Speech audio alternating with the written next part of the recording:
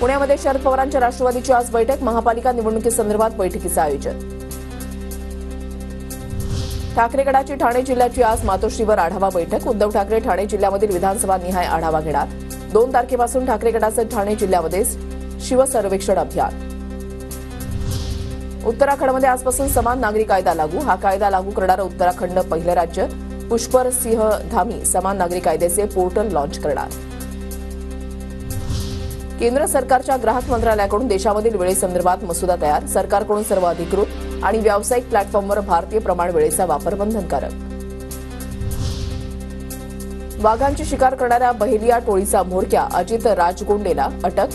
2013 ते 2015 दरम्यान विदर्भामध्ये किमान 19 वाघांच्या शिकारी केल्याचा संशय.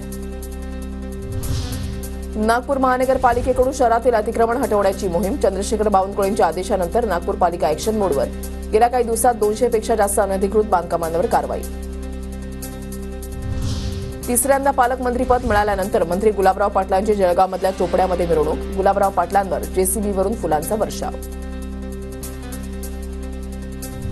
पीएम किसान योजनेच्या 19व्या हप्त्याची प्रतीक्षा संपली, पंतप्रधान मोदींच्या हस्ते लाभार्थी शेतकऱ्यांच्या खात्यामध्ये 24 फेब्रुवारीपासून रक्कम जमा होणार.